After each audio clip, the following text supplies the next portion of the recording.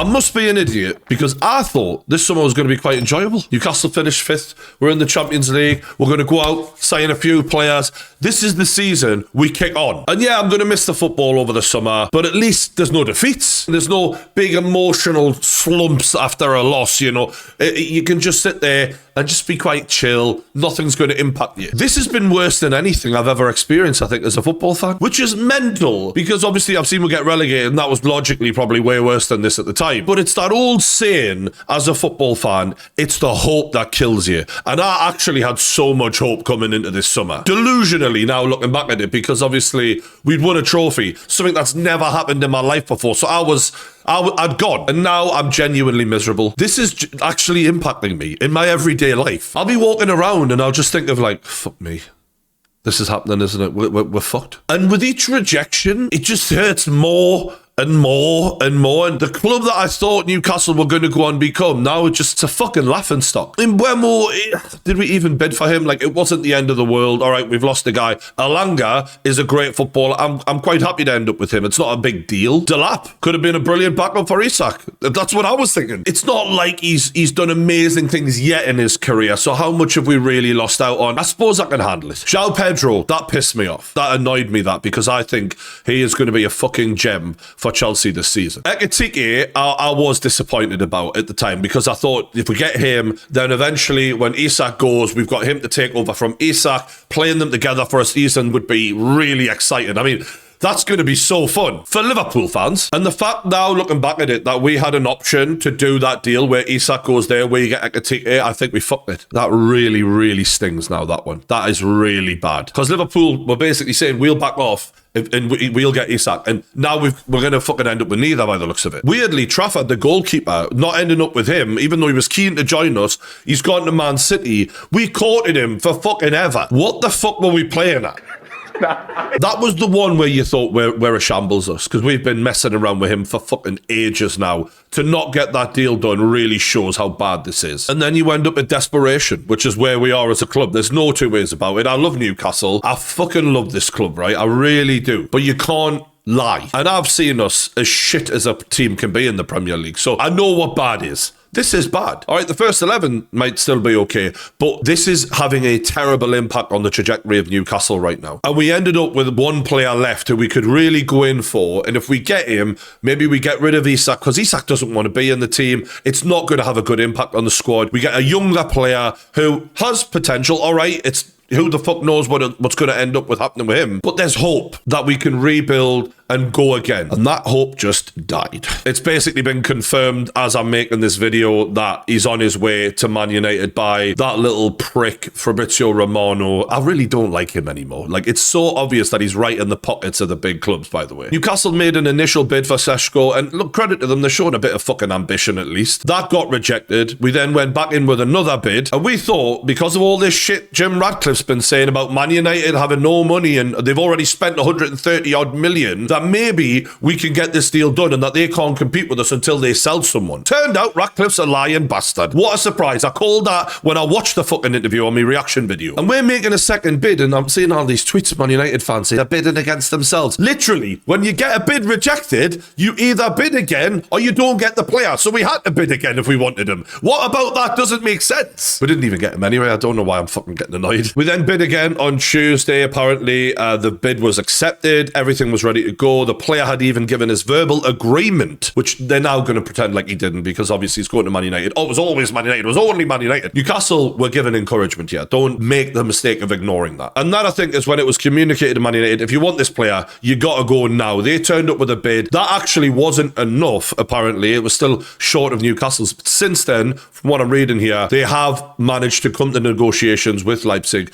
up the bid. So they are going to pay what Newcastle were going to pay anyway. Despite all of the Man United are playing a shrewd, clever deal here. No, they literally ended up paying the same amount as what we were going to pay. There was nothing shrewd and clever about it. They were just waiting for the player to say, you want to go to us, because they don't want to be embarrassed. And fair enough. Maybe Newcastle should take a leaf out of their book, but it didn't do them any help financially. One thing that stood out about this whole deal to me as a Newcastle fan was the fact that Jamie Rubin, one of our owners, was actually in the situation to be negotiating and trying to get this deal done. He flew out there. And as much as I appreciate his willingness to get the fucking deal done, and he does seem like a decent bloke, I think that says everything about where Newcastle is right now. The fact that we've got no CEO, we've got no director of football. Shambles it just doesn't even cover it. How can we end up in a situation where Eddie Howe is on a family holiday trying to enjoy his summer break after having health issues during the season last season? Because I think this guy gives everything for this football club, and he's clearly been run down, and yet he's having to cut his family holiday short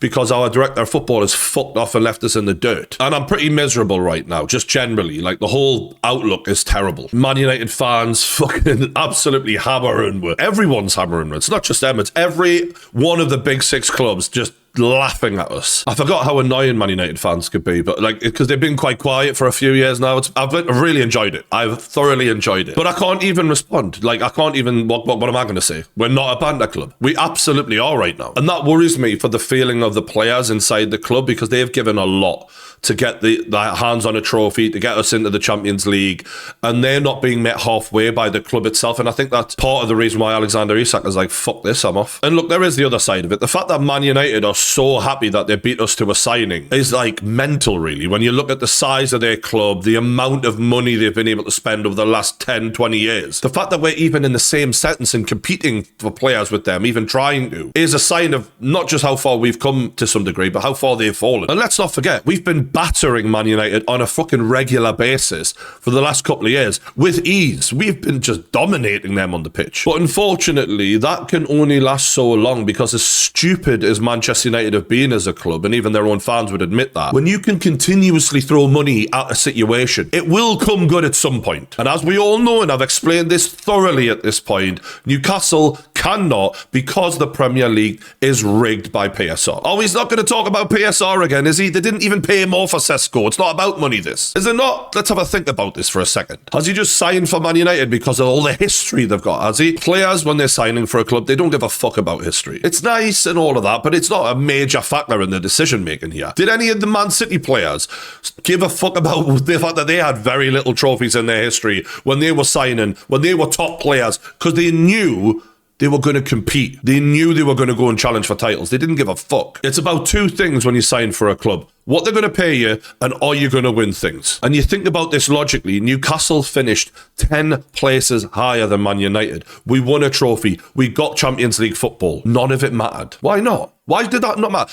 Is that not a massive thing that people are like, what the fuck is going on here? That makes about as much sense as the Saudis being able to spend money on all of our competitors' shit players and overpay for them and make our competition richer, and yet not be allowed to spend money on our own fucking football club. That's how much sense that makes. It's about Manchester United's ability to continually spend in the long term to make sure they compete at some point in the future. That's something Newcastle just don't have. Newcastle finished 5th. If you look at all of the people around us, right, we've barely spent a penny in the last 4 fucking transfer windows. Imagine if Eddie Howe did have money to spend. Man United are paying their players like 100 million a season more than Newcastle are. It's like double the wages. And people are like, you certainly showed Newcastle who's boss, didn't you? Of course they did. What are you expecting? As soon as Man United came in, we knew what the outcome was going to be. And it's not because they're such a great club and all of this bollocks, because they've been a laughingstock lately. That club has been a fucking graveyard for talent. It's where careers go to die. And ironically, when you leave there, as Scott McTominay proved, you can get a revival. But at some point, as I've said, it is going to come good for them, because they keep spending every fucking summer like 200 million. Already this summer, they spent 60 to 70 odd million each on 3 fucking players. We can't do that. So the odds of Man United challenging for a title, being strong in the Champions League soon, are much greater at Manchester United, even with us having a current better starting 11, a better manager and the like. It doesn't really matter, because money decides football, and we all fucking know this. Yes, there's some variables at the top, but like I said, the top 5 wage payers, the league title goes to them because they're so far out in front. It is not a competitive league. And the only way to have a chance is to be allowed to spend money, which Newcastle aren't. Man United spunked over 100 million on Højlund and Xerxes. Doesn't matter. Throw them away. Get another one in. It doesn't matter. They're not playing the same game as Newcastle are. If we did that, we would be so monumentally fucked. We would be struggling to recover from that for 10 years. And this is after Ratcliffe said in an interview with Gary Neville not long ago that Man United had lost money for 7 years years in a row. In the last 4 years alone, they've lost like £330 million. And they're already in £1 billion of debt. But somehow, they're fighting for PSR. And Newcastle aren't. We're not in a penny of debt. So don't tell me that PSR does not impact Newcastle, because yes, the individual amount paid for Sesko would not have been any different. But Sesko is looking at their whole club and he's saying they're going to keep investing and investing and investing, and we are going to get somewhere here. Newcastle, they've been plucky underdogs, they've done well, but where the fuck is the sustainability of it, ironically, if you can't spend money? It's like we're trying to run a race and we're carrying a 50-kilogram dumbbell and everyone else is just bombing forward. We can't. And don't get me wrong, I'm not taking away from the fact that Man United is a bigger club than Newcastle. Of course they are. But it's just the way this whole thing is played out, and the fact that we're getting bantered off when the rules are so unfairly put in against us. And you've got teams like Chelsea who stockpiled just hundreds of players over the years and are now in a position where they can get the massive brand deals. They can get all this money for all these players that they've had locked down. Same goes for Manchester City. Don't get me wrong, solid clubs beforehand, especially Chelsea, but these were clubs that were manufactured into top clubs by the money. And I'm not even saying Newcastle should be allowed to just do the craziness that they did. But what's happening to us is a fucking disgrace. And we're being targeted. And now, a word from our sponsors. Have you had a random phone call in the last couple of months? The ones where there's a random number and they're trying to sell you something, or even worse, trying to con you? Well, that's not a coincidence. The chances are your data has actually been compromised. It can happen to anyone. And if you want to take control of your data, check out the Incognito link in the description below. You can get 60% off your annual plan on me. Now, the reason this is actually an issue is online there's these shady guys called data brokers. They go and scrape the internet for your personal details, your email, full name, address, even your political affiliation. And they then sell that to marketing firms or third parties. And it's gotten to a point where victims have come forward and said that they've been scammed by people using AI voices on them to trick them into giving up their money. And of course, they go after the most vulnerable people, which is why this might be something you want to recommend to others as well. They're always offering high interest loans or sketchy financial products. And this is where Incognito will come in to protect you. They reach out to these data brokers and demand on your behalf that your information be removed from their database. And they don't just stop at that. They are constantly policing the internet to make sure that your details never go back on. So if you're someone who likes privacy, this is the one for you. And there's even a custom removals feature where basically if your details end up on any website that you're not happy with it being on, you can put the link into their system and then their privacy team will investigate it and work hard to get it removed for you. Having Incognito is like having your own personal data removal squad, and they will tackle the internet's trickiest corners for you. All you got to do is click the link in the description, create your Incognito account, and tell them whose data you want removed. You then grant them permission to work on your behalf. Then you just sit back, relax, and they will keep you updated along the way. And the best bit is it's risk-free for 30 days, so you can try it out, and if it's not for you, you'll get a full refund. So take back your personal data now. Just click the link in the description below, go to incognito.com/kickoff, and when you use my code KICKOFF, all block capitals, all one word, you'll get 60% off your annual plan. So big love to Incognito for looking after us, but for now, enjoy the video.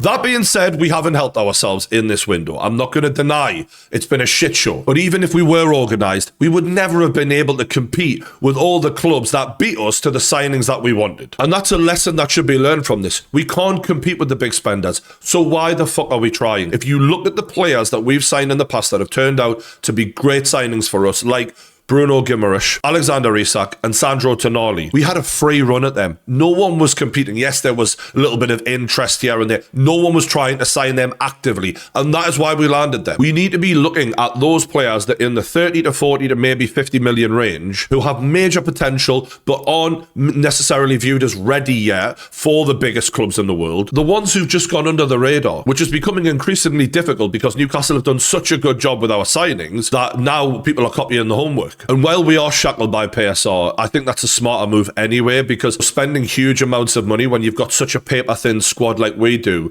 limits how many bodies you can get in the door. When we've still got players one injury away from starting, like Willock, who isn't a Premier League footballer anymore. Fabian Shaw playing centre-back. His legs have fucking gone, mate. And Botman is made out of fucking glass. We're looking at Dan Burn, who we can rely on at centre-back, and we still haven't signed a fucking centre-back. In fact, Willock's out injured right now, so if we do have a midfielder injured, we've got a 19-year-old kid who's going to be starting in the Champions League for us. And as much as I rate him, that pressure shouldn't be on him. Why are we trying to buy huge money players when the squad depth is so shit? We've seen what happened the last time we went into the Champions League. Have we learned nothing? It feels like there's no one behind the wheel at Newcastle, and that's really sad because for a while, with Amanda Staveley, we felt like we had such good leadership. We were in such a clear direction, and there was like a hierarchy, and everything felt like we're onto something here. And we got rid of Amanda, and yes, Amanda made some mistakes too, but fuck me, it was so much more clear than what it is right now. God almighty, bring back Amanda. In terms of what we do next, I mean, we've run out of targets and we've run out of time. We fucked it. Can we pluck a few here and there? Maybe Wissa?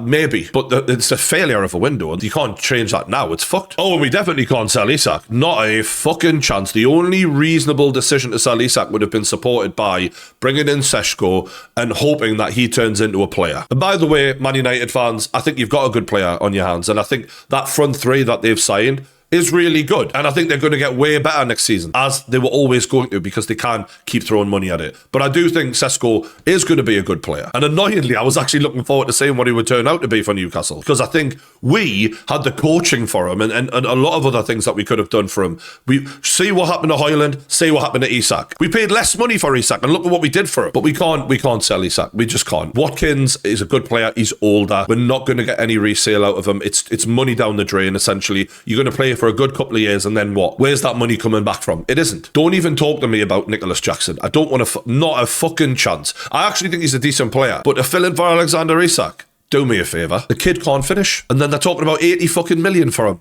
Bloody hell. Honestly, if we do a deal like that, I'm going to have to go on antidepressants again. Don't do that to me. There just needs to be a serious conversation had with Alexander Isak that says, you've really dragged this club through the mud. You've done a lot of damage to us. When we've done all right by you, to say the fucking least, right? We've launched you into becoming one of the world's biggest known footballers. One more year, new contract. You can go at the end of the season. We'll get our ducks in order. We'll actually fucking sort our shit out this time, and we'll make sure that you get the move. Oh, you don't want to do it. You don't want to do it. I didn't want to do 12-hour fucking night shift offshore, mate. I fucking did it. You get paid good fucking money. You'll get paid even better money on a new contract. We don't care. We've got you for 3 fucking years. Do the fucking job. And that basically buys Newcastle 12 more months to sort their shit out and try and fucking get organised and actually get a fucking CEO in, a director of football in, and get some fucking direction back into this club. Because we've got Champions League coming next season, and I can't believe how unprepared we are. I mean, there really needs to be like a bit of an apology from the bosses to the fans. They've let us down massively here. But the prices of the kits keep going up, don't they? Aye, funny how that works. Anyway, that's all I've got to say for today.